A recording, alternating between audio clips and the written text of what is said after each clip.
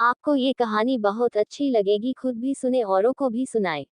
चरित्र। शिक्षक जनार्दन पांडे अपनी पत्नी के साथ अकेले हॉस्पिटल के कमरे में बैठे बैठे सोच रहे थे कि बीवी के ऑपरेशन के लिए पैसे की व्यवस्था कहाँ से करूं। हर तरफ दिमाग लगा के हार चुके और बाद में बस वही घर बचा जिसमें वो रह रहे थे। आंखों से आंसू पोंछते हुए जनार्दन जी ने अपनी पत्नी की तरफ देखा। वो 2 दिन से बेहोश थी, आगे पीछे कोई नहीं, एक बेटी थी, वो भी अपनी पसंद के लड़के के साथ भागकर शादी कर ली। तब से माँ बाप की तरफ देखा नहीं। जनार्दन जी सोच ही रहे थे कि नर्स ने आकर बताया कि बड़ी डॉक्टर आ रही हैं, जल्दी ही अपनी पत्नी ठीक हो जाएगी, आप पैसे जमा करवा दीजिए। जनार्दन जी ने थोड़ा समय मांगा और मोबाइल निकालकर बटन दबाने लगे। लोगों से मदद मांगने लगे पर कोई फोन नहीं उठा रहा, तो कोई बाद में बात करता हूँ बोलकर चला जा रहा है।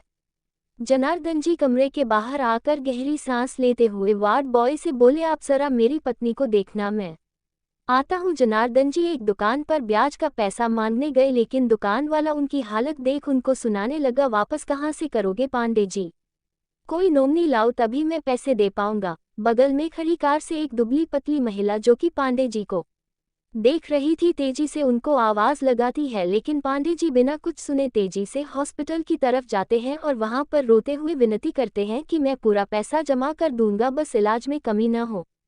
लेकिन एक डॉक्टर उनको हड़काते हुए धक्का देता है। तभी सामने से बड़ी डॉक्टर आती हुई गिरते हुए पांडे जी को पकड़ती है और सभी स्टाफ को डांट लगाती है और अपनी केबिन में जाती है और कुर्सी में बैठे बैठे सोचती है, पांडे सर, हाँ आज मैं जो हूँ उनकी वजह से। पूनम ने जैसे तैसे अपने गांव से अपना हाई स्कूल इंटर कंप्लीट कर लिया था और अब आगे की पढ़ाई के लिए कॉलेज में पढ़ने के मन से अपने घर में अपनी पढ़ाई की बात बाबा को बताई थी। बाबा ने थोड़ी न नुकुर के साथ हामी भरी आए और किसी तरह मेहनत मजदूरी करके अपने बिटिया को शहर पढ़ने के लिए भेजा था। शहर में पूनम का दाखिला भी एक अच्छे कॉलेज में हो गया। पूनम बड़ी डॉक्टर बनना चाहती थी जो लोगों का इलाज कर सके। शहर आकर 1-2 दिन ही हॉस्टल से कॉलेज गई थी, उसे बड़ा अच्छा लगा था। अपने गांव की थोड़ी याद तो आती थी, बाबा की याद आती थी, लेकिन फिर भी उसे कॉलेज में अपनापन मिलने लगा था। 1-2 सहेलियां भी उसकी बन गई थी और जो उसके क्लास टीचर थे वो पूनम को बहुत अच्छे लगे क्योंकि उनका बहुत सरल स्वभाव था और इस वजह से वह अपनी हर बात सर को धीरे से बता पाती थी। 1-2 पीरियड लगने के बाद जब कभी भी सर फ्री होते तो कॉलेज की फील्ड में जाकर बैठ जाते और पूनम अपने जो भी डाउट होते वही क्लियर कर लेती और सर को बोलती, एक दिन मैं डॉक्टर बनूंगी सर।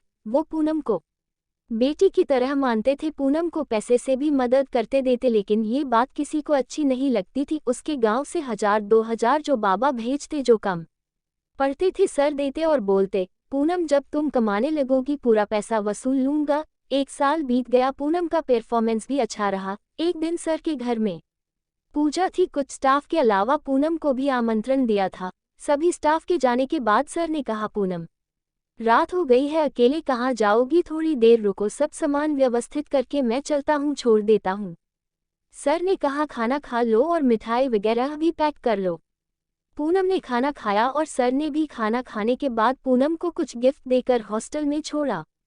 2 दिन बाद सुबह जब पूनम कॉलेज गई तो उसके बाबा कॉलेज आ चुके थे। किसी ने बाबा से शिकायत कर दिया था कि पूनम रात को सर के साथ उनके घर पे थी। इस बात पर नाराज होकर उसको गांव ले जाना चाहते थे। ये बात सर को पता चली, उन्होंने पूनम के पिता से बात की, हाथ जोड़कर बोले, पूनम आपकी बेटी है, आप उसका भला बुरा ज्यादा जानते हैं, पर उसकी पढ़ाई मत बंद करिए क्योंकि मैं जिम्मेदार हूँ, इसलिए तो बिल्कुल नहीं, मैं पूनम को अपनी बेटी जैसा मानता हूँ, मेरी भी बेटी है बिल्कुल पूनम के जैसी, वो विदेश में पढ़ती है। जब पूनम को देखता हूँ तो बेटी की याद आती, शायद इसलिए मैं पूनम की मदद भी करता हूँ कि उसको पढ़ाई में दिक्कत ना हो और उसका भविष्य बन जाए। एक लड़की जब आगे बढ़ती है तो 2 परिवार का विकास करती है। आपको पसंद नहीं मेरा पूनम से मिलना बोलना, मैं सब बंद कर दूंगा, पर उसकी पढ़ाई न बंद करिए। मैं जो भी थोड़े बहुत पैसे देता था वो आपको भेज दिया करूंगा, आप उसको दे दीजिएगा। लड़की की पढ़ाई न रुके, मैं आपके ऊपर ये एहसान नहीं कर रहा हूँ,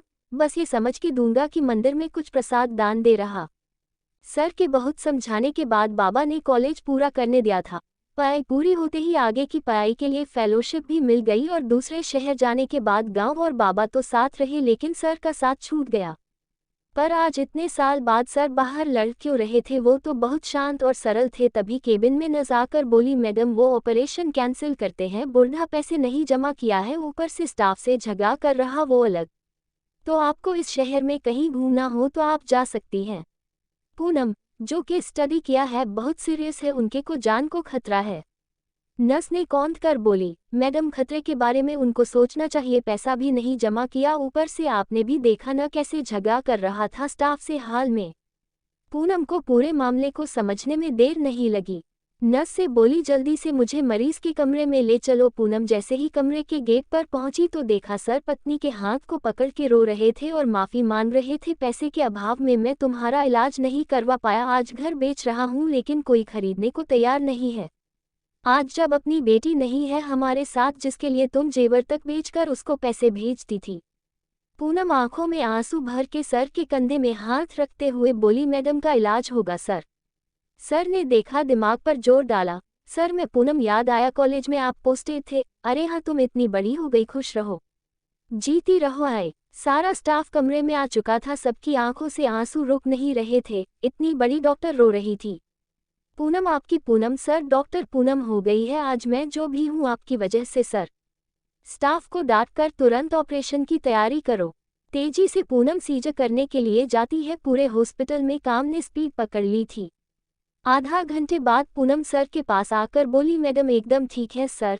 पांडे जी ने पूनम को खुशी से गले लगा कर बोले, मैं जल्दी ही सारा पैसा चुका दूंगा, तुम्हारा ये उपकार कभी नहीं भूलूंगा। पूनम ने कहा, आज मैं जो हूँ आपकी वजह से, पैसे की बात करके मुझे पराया मत करिए, मैं आपकी बेटी जैसी हूँ, न तो बेटी ही रहने दीजिए। पूनम ने स्टाफ से बोलकर पांडे जी की पूरी व्यवस्था करवाए और एक मोबाइल फोन लेकर सर को दिया। सर ये मेरी तरफ से, इसमें मेरा नंबर सेव है, मैं जल्दी ही आपके घर आती हूँ, आज मुझे जल्दी जाना है और यहाँ कोई दिक्कत हो तो मुझे फ़ोन कर दीजिएगा, ये मेरा नहीं आपका हॉस्पिटल है। पूरा स्टाफ पांडे जी के साथ किए व्यवहार पर शर्मिंदा था। पूनम ने कहा, चाहे जितने ऊंचे पद पर पहुंच जाऊं, चरित्र कभी नहीं बदल सकती। पूनम ने सर के पैर छुए और चली गई। मेरे चैनल को पिलिच लाइक और सब्सक्राइब करें।